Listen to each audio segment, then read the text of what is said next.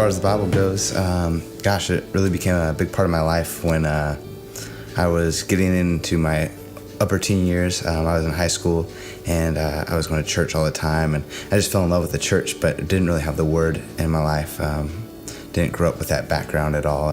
Had a pastor who was really focused on teaching out of the Word, and I just grew so much, and it was in that year that I decided I wanted to be in the ministry. I guess for me, I grew up in a Christian home, and I always knew that you were supposed to read your Bible, but it was always a struggle for me. And so I'd always either have my mom's Bible or my sister's old Precious Moments Bible, and I'd start, I'm like, okay, well, I'm just going to open it up and pick a verse, and that's what God's going to tell me for the day. Well, I'd do that, and I'm like, well, Jesus wept. Okay, that doesn't really have a lot to tell me. So I'm going to start in Genesis. And so I'd start reading it, and I'd trip over everyone's names, and so it never was really real to me until I got into college. And I had an RA who really invested time with me, and she was a mentor for me, and she said, I'm going to take you to the Christian bookstore, and I'm going to buy you a Bible of your own. One of the things that my sister had told me growing up was that if your Bible isn't wrecked, then you are.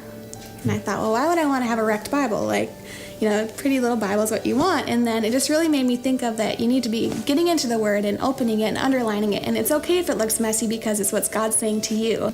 So yeah, I do have YouVersion on my phone, and every once in a while, I'll go to look at it. But it's just something about having the tangible Word in your hands and being able to underline things and really diving into what God's saying. So I prefer to have the actual book in my hand.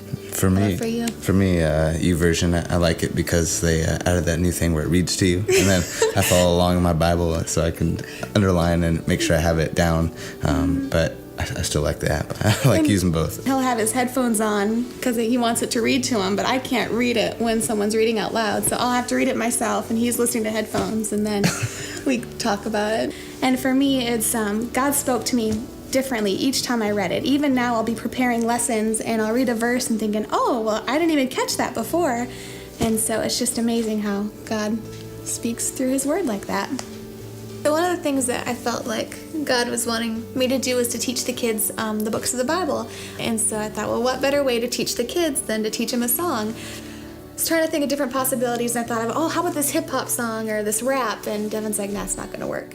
When I was doing my internship, I had to learn the books of the Bible, and so I went on YouTube, said Books of the Bible song, and the first one on there was the one that Katie had picked, the hip-hop one, and the second one down was the Bigsby Show, and it was a little more upbeat, still kiddish, but it stuck with me. And so we have the kids have learned all but 11 books of the Bible so far, so we're almost there. I think we got probably 3 more weeks of teaching them new ones.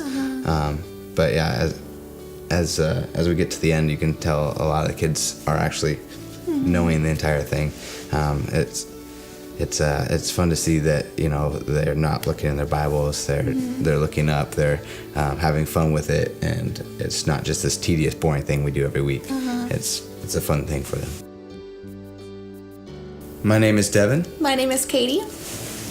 And this is our focus.